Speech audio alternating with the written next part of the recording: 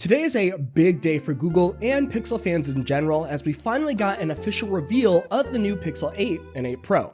Last week, 9 to 5 Google had the opportunity to actually have some hands-on time with the devices, and while it's basically a refresh of the Pixel 7 line, there are some interesting additions that bring some much needed maturity to the Pixel series. Of course, full reviews will be coming, but in the meantime, let's talk about some of the biggest, most important aspects of this year's launch. The Pixel 8 series is all about cameras, with upgraded sensors across the board for better low-light performance and software additions, with most benefits going to the Pro series. In fact, the Pro line got a ton of exclusive features like night sight for video, Pro controls, autofocus for the selfie camera, and a new feature that I haven't seen from any competitors called Video Boost that takes your videos and sends them to Google servers. There, the video will undergo processing to improve stabilization, boost colors and brightness, with the end result, according to Google, being enhanced, color-graded, HDR+, professional-looking videos, and personally, I think this feature could have a lot of potential if it works well. Keep in mind though, Video Boost is one of those coming later features, so unfortunately, it'll be quite some time before we can test it ourselves.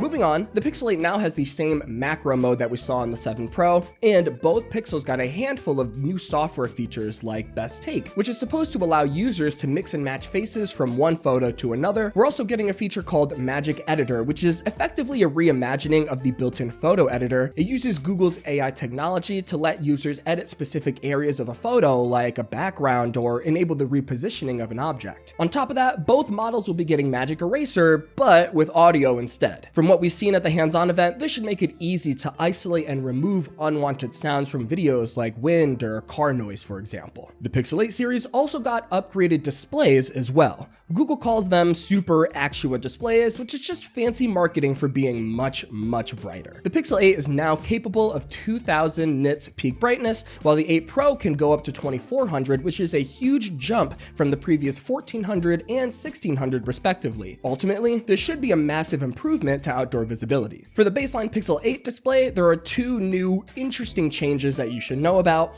One is it's a bit smaller at 6.2 inches compared to 6.3 of last year, so it should be easier to use one-handed. And two, it'll finally get the bump up to 120 Hz, which should definitely make for an improved experience.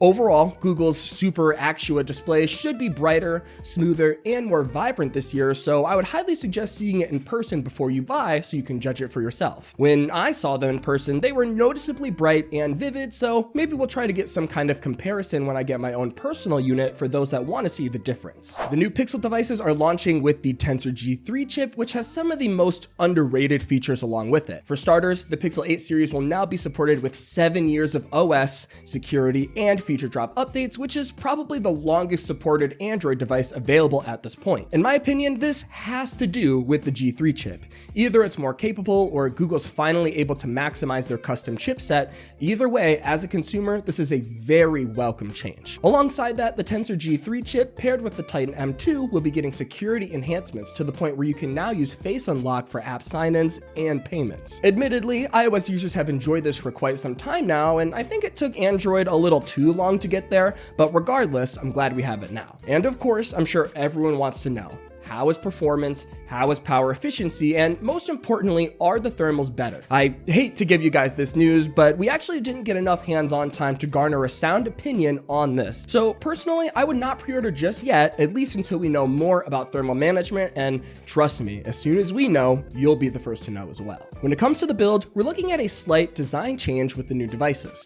On the front, we have flat displays for both models. So yes, Pixel Pro users can now rejoice because I know this has been a highly requested feature ever since the very beginning with the 6 Pro. We're also getting a temperature sensor on the 8 Pro this year. Yes, it is weird. Yes, it is unusual, and most might not even try it. But the Android enthusiast in me really wants to like this, or at least find some genuinely useful ways to use it. At the in-person hands-on event, I noticed you can get an accurate reading in less than 5 seconds as long as you're within 2 inches of the subject, so I'm not gonna immediately dismiss it yet. All I'm saying is give it a chance and actually try it out, but don't make it your sole reason for purchasing a Pro model.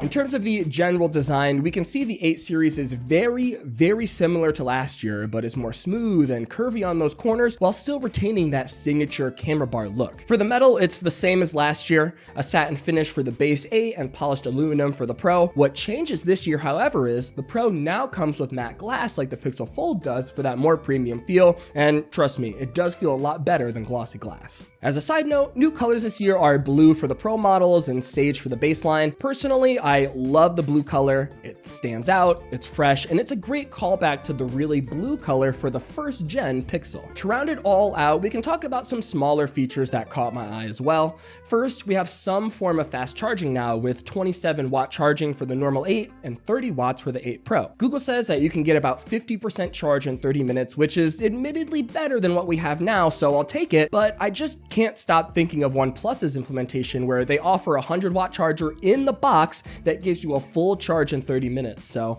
hopefully Pixel can get there someday as well. Also, there's a few new tricks for the software, such as a new Google Assistant feature where it can summarize web pages for you, or updates to the language assistant models that should ignore human-made noises when making a request, like ums, ahs, or long pauses, to make for a more seamless interaction. You can also expect a new magnifier feature to make real-world text larger through the camera lens, and updates to the Recorder app that uses AI to make a summary of your recording session. To touch on the price real quick, the Pixel 8 series unfortunately did receive a price jump, so the baseline Pixel 8 will start at $699 and the Pro model will start at $999 compared to last year's $599 and $899 respectively. And guys, that's pretty much everything that I can share about the Pixel 8 series at this time. Once I get my personal unit, I will be going all in, trying to uncover all the secrets, if you will, so if you have any questions, please leave a comment so that I can take a look. I'll be reading every single one and considering every idea, so if anything sticks out to you, please let me know and maybe I'll make a video about it. In the meantime, guys, I am getting out of here. This has been Jordan Floyd with 9to5 Google. Thank you so much for watching, and we'll see you in the next one.